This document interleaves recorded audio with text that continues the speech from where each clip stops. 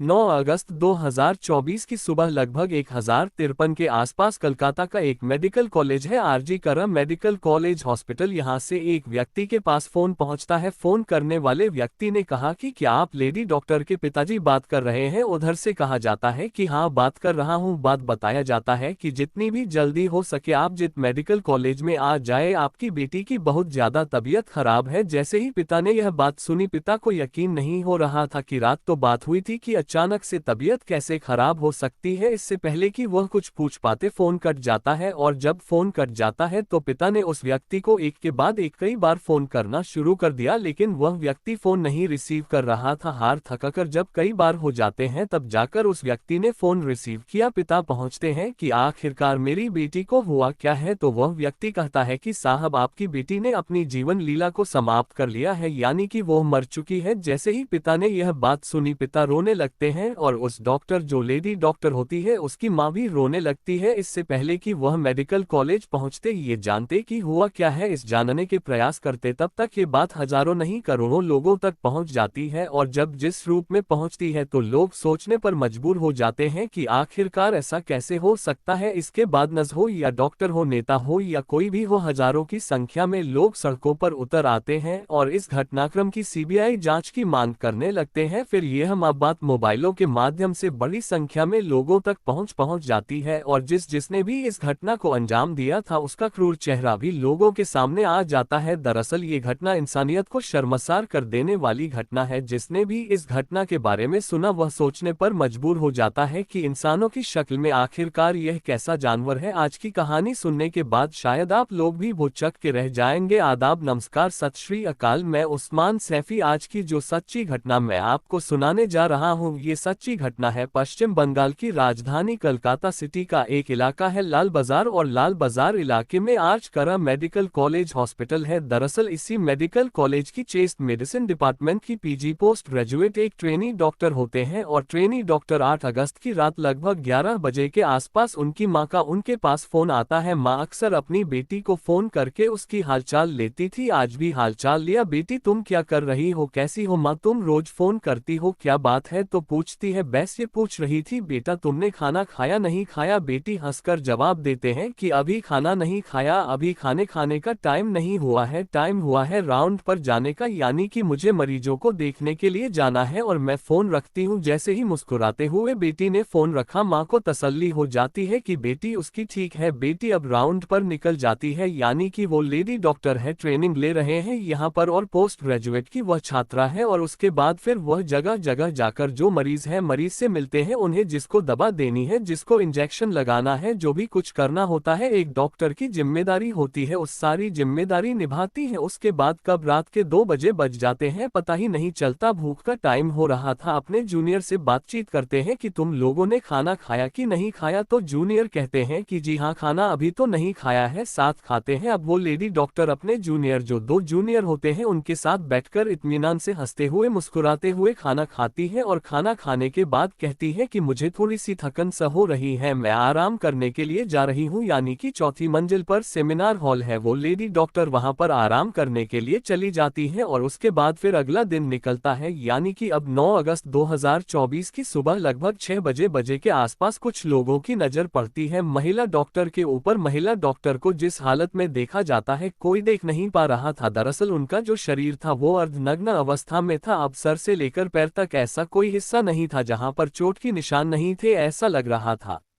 जैसे किसी ने अलग अलग हिस्सों को बहुत बुरी तरह से काटा है, उनमें नुकसान पहुंचाने की कोशिश की गई है। आंख हो, मुंह हो या प्राइवेट पार्ट, वहां से ब्लड बह रहा है। साथ ही जो उनकी गर्दन है उसकी गर्दन की हड्डी टूट चुकी है। अब ये बात घर वालों को सूचना दी जाती है, लेकिन दूसरे रूप में दी जाती है कि तुम्हारी बेटी पहले बीमार है। उसके बाद घर वाले परेशान हो जाते हैं, तो फिर उनसे बताया जाता है कि तुम्हारी बेटी की ने अपनी जीवन लीला को समाप्त कर लिया, यानी कि वो मर चुकी है। लेकिन घर वालों को यकीन नहीं हो रहा था था कि रात 11 बजे बातचीत हुई थी। आखिरकार वो बेटी कैसे मर सकती है। अब ये बात हॉस्पिटल से डॉक्टर के पास पहुंचती है, नर्स के पास पहुंचती है। जैसे जैसे ये घटना की बात लोगों तक पहुंच रही थी, लोगों में उबाल फैलने लगता है, गुस्सा आने लगता है। अब उसके बाद डॉक्टर हो या नर्स हो, सब ये धरना प्रदर्शन शुरू कर देते हैं। बात बीजेपी के नेताओं तक पहुंचती है तो बीजेपी के नेता भी सड़क पर उतर आते हैं, कहते हैं कि इस मामले को दबाने का प्रयास किया गया था। कहीं ना कहीं पुलिस की जो भूमिका वो सही नहीं है, मेडिकल प्रशासन की भूमिका वो सही नहीं है, और इस तरह से इस मामले को दबाने का यानी कि सरकार पर भी उंगली उठाई जाती है। ममता बनर्जी की सरकार चल रही है, उन पर भी उंगली उठाई जाती है कि इस मामले को दबाने का प्रयास किया गया था, इसकी सीबीआई जांच होनी चाहिए। अब इस पुलिस ने आनंद फाने घर वालों को बुलवाया। पिता ने अपनी बेटी को जो अर्धनग्न अवस्था में देखा तो पिता रो रो कर उनका बुरा हाल हो जाता है। बस अब हर किसी की जुबान पर एक ही बात थी कि आखिरकार लेडी डॉक्टर जिसका इतना अच्छा स्वभाव है, 31 साल की जिसकी उम्र है, सभी के साथ इतने प्रिय स्वभाव के साथ वो बात करती है, मदद करती है, आखिरकार उनको कौन इस तरह से मारेगा, कौन इनका बलात्कार करेगा, कौन इनके शरीर के हर एक हिस्से को अपनी दांतों से काटेगा, कौन इसकी गर्दन की हड्डी तोड़ेगा, कौन हो सकता है वो दरिंदा। हर किसी की जुबान पर एक ही सवाल था। पुलिस ने लाश को कब्जे में लिया, पोस्टमार्टम के लिए भेजा। पोस्टमार्टम के बाद रिपोर्ट आती है। अब ये रिपोर्ट, इस कहानी जब सोशल मीडिया के माध्यम से लोगों में वायरल होती है तो लोगों में उबाल हो फैल जाता है। अब लोग कोलकाता की सड़कों पर उतरने लगते हैं और हर किसी की बस एक ही मकसद था कि आखिरकार इस घटनाक्रम का जितनी जल्दी हो सके खुलासा होना चाहिए। ज्यादातर लोगों ने फांसी की सजा की मांग भी करने लगे। अब जब दबाव बढ़ने लगता है, आप चाहे केंद्र सरकार से हो या अलग अलग राज्यों से हो, जहां देखो वहां से दबाव बढ़ना शुरू हो जाता है, तो ममता बनर्जी भी कहने लगती है कि हाँ, इससे फांसी होनी चाहिए, लेकिन मैं फांसी के पक्षधर नहीं हूँ, लेकिन जिस तरह की गिनो गिनो नहीं ये गंदा कृत्य किया गया है, इसमें से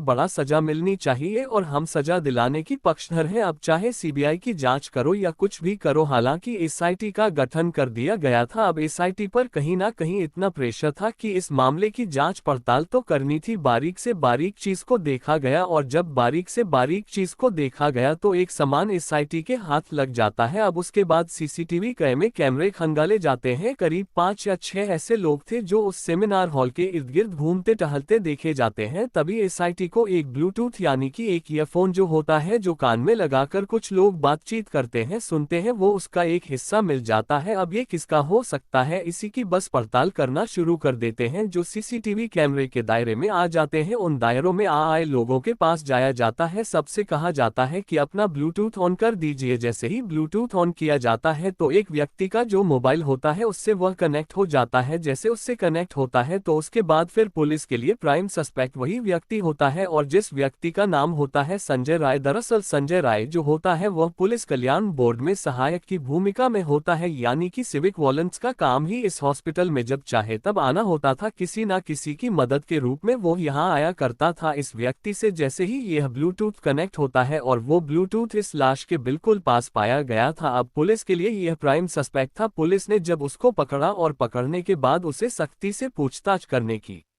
कोशिश की तो उसने कुछ बातों को स्वीकार कर लिया, लेकिन जब इसके बारे में देखा, इसका मोबाइल को चेक किया गया तो उसमें पोर्न वीडियो मिल जाती है। और जब लोगों ने यानी कि मीडिया वालों ने इसके घर जाकर बातचीत करनी शुरू की, पुलिस वालों ने इसके परिवार के लोगों से बातचीत करनी शुरू की, तो 55 बबी शंभुनाथ पंडित रोड का ये निवासी होता है, अपनी माँ के साथ रह रहा होता है और बहन से इसका झगड़ा था। बहन को इसकी आदतें पसंद नहीं थी। पता चलता है कि यह व्यक्ति खुद को पुलिस वाला बताता है। ये व्यक्ति दरअसल मोबाइल ऊपर गंदी गंदी वीडियो भी देखा करता है। ये व्यक्ति दरअसल चाहे कोई महिला हो, लड़की हो, कम उम्र की हो या ज्यादा उम्र की हो, इससे कोई मानी नहीं रखती। इसकी आंखों को अच्छी लगे बस उसे देखने के लिए कोशिश करता रहता है। इसने एक नहीं कई शादियां कर रखी थी और कई शादी करने के बाद जब बीवी से मन भर जाया करता था तो उसको वो तलाक दे दिया करता था, छोड़ दिया करता था। लेकिन एक बीवी उसकी ऐसी भी थी जिस बीवी की उसकी मौत भी हो चुकी थी, वो भी संदिग्ध परिस्थितियों में। अब उसकी बीवी मर जाती है लेकिन किसी ने इसकी शिकायत नहीं की, इसलिए मामला दब जाता है। खुद को ये बॉक्स होता है, इसलिए खुद को ये इसकी हष्ट पुष्ट बॉडी वगैरह होती है। साथ ही यह अपने आप को पुलिस वाला बताया करता था, तो आसपास के लोगों की किसी की हिम्मत नहीं पड़ती थी कि इसका को विरोध कर सके या इससे कुछ सवाल जवाब कर सके। ये कभी भी इस हॉस्पिटल में आता जाता है, गंदी नजर रखता था, मोबाइल में गंदी फिल्में देखता था। रात के 11 बजे 8 अगस्त 2024 की रात के 11 बजे ये जाता है जब इस घटना घटनाक्रम के खुलासे के बारे में बात पता चलती है तो इसी ने इस लेडी डॉक्टर के साथ जो हैवानियत एक बार नहीं कई बार हैवानियत की है। लेकिन एक अखबार यह जो वेब पोर्टल होता है, मीडिया रिपोर्ट होती है, वो ये छापते हैं कि पहले तो ये हत्या करता है, पहले तो उसको मारता है, बहुत बुरी तरह से यातनाएं देता है और यातनाएं देने के बाद जिसे सेमिनार हॉल में, शायद सेमिनार हॉल में उस लड़की ने, उस डॉक्टर ने चीखने चिल्लाने की कोशिश भी की होगी। लेकिन आजकल जिस तरह के सेमिनार हॉल बनाए जाते हैं वो साउंड प्रूफ होते हैं। उस महिला ने चिल्लाने की कोशिश की होगी, अपील की होगी बचाने की, लेकिन वो आवाजें उस सेमिनार हॉल से बाहर जा ही नहीं पा रही होंगी, जिसकी वजह से किसी को पता ही नहीं चल पाया और वो उसके साथ वो गंदे पर गंदा काम करता चला जाता है। उसके होठों को काटता है, उसके शरीर के हिस्सों को काटता है, चाहे वह सर से लेकर पैर तक अलग अलग हिस्सों को काटकर उन्हें नुकसान पहुंचाने की कोशिश कर रहा था। जब थक जाता है तो गला घोंटकर उसकी हत्या कर देता है। मीडिया रिपोर्ट ये भी कहती है कि पहले उसने उसको मारा, फिर उसके बाद उसने उसके साथ रेप किया था, एक बार नहीं कई बार किया था। हालांकि पुलिस ने इसके खिलाफ भारतीय न्याय संहिता की धारा 64 जो कि दुष्कर्म की धारा लगती है और भारतीय न्याय संहिता की धारा 103 जो कि हत्या के लिए धारा लगती है, पुलिस ने इन धाराओं में मुकदमा उसके खिलाफ दर्ज कर लिया है। साथ ही कहीं और साथी तो उसके साथ नहीं थे, उनकी भी पड़ताल की जा रही है और मेडिकल रिपोर्ट जो आएगी, पोस्टमार्टम रिपोर्ट जो आएगी, उसके आधार पर और कितने लोग इसमें शामिल थे कितने नहीं थे, हर एक छोटे से छोटे पहलू की जांच की जा रही है। इस व्यक्ति को जब कोर्ट में पेश किया जाता है तो कोर्ट में 23 अगस्त तक इसको पुलिस के रिमांड पर भेज दिया जाता है कि आखिरकार इसने किस तरह से घटनाक्रम को अंजाम दिया था। बताया जाता है कि यह शराब पीने का भी आदी है और उस रात, जिस रात ये मेडिकल में आता है, उस रात भी इसने शराब पी हुई थी और मेडिकल में कहीं भी घूमने की इसको इसलिए परमिशन थी क्योंकि यह पुलिस कल्याण बोर्ड में सहायक की भूमिका यानी कि सिर्फ वॉलेंटियर की ग्रुप में भूमिका में था, इसलिए कोई रोक नहीं टोक नहीं। और इसने जिस तरह की घटना को अंजाम दिया है, उस घटना की गूंज करोड़ों मोबाइलों के माध्यम से करोड़ों लोगों तक पहुंच जाती है कि एक लेडी डॉक्टर के साथ उस व्यक्ति ने किस तरह का घिनौना कृत्य किया है। दरअसल दोस्तों, इस पूरे घटनाक्रम को सुनाने का उद्देश्य किसी को परेशान करना नहीं है, कि किसी का दिल दुखाना नहीं है, बल्कि आपको जागर करना है, आपको सचेत करना है कि किसी पर भी एकदम से भरोसा ना किया जाए। और जिस तरह से इस व्यक्ति के चाल चलन अच्छा नहीं था तो कम से कम किसी को तो पुलिस को बताना चाहिए था और कम से कम जो मेडिकल प्रशासन